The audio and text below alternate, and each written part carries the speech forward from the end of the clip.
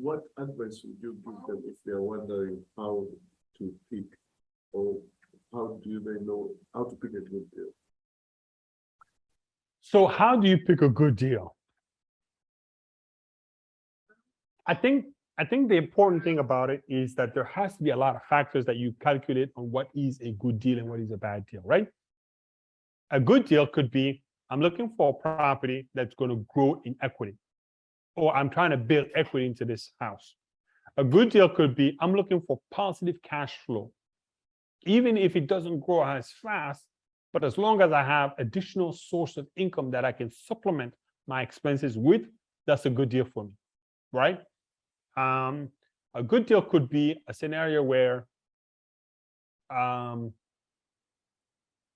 it's a solid property, even though it's not going to grow in equity fast, even though it doesn't collect a lot of rent, but because I own that property, it reduces my tax burden, right?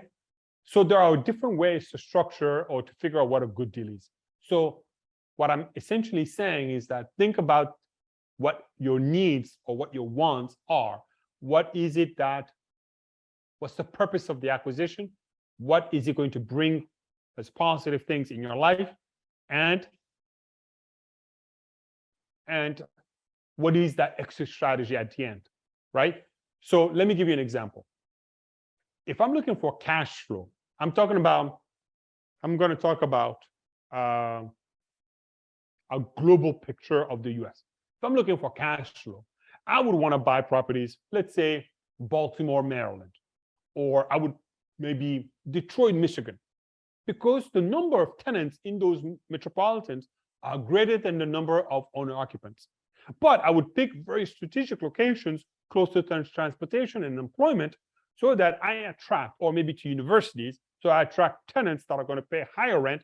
But because there are lower purchasers than tenant, I'm sure to find good deals that are inexpensive, right? I might buy properties in the Midwest or somewhere in the southern states, but where my cash flow is greater. But because I'm now looking at markets in Midwest, the Plains,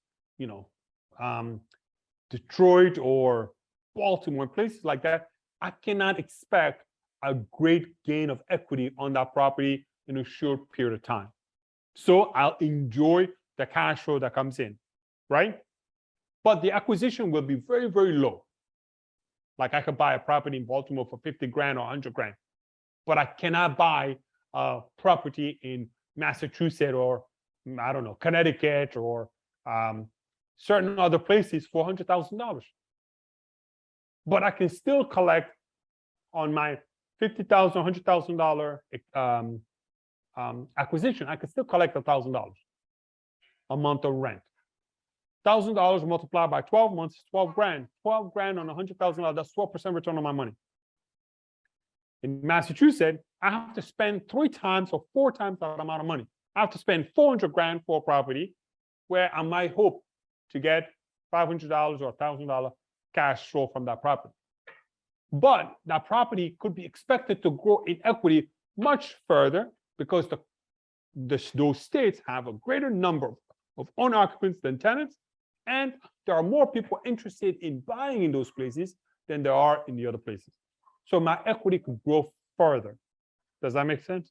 So you have to do the calculation and figure out, what is it that I'm looking for? Am I looking for cash flow? Am I looking for equity? Am I looking for depreciation? Am I looking for tax benefits?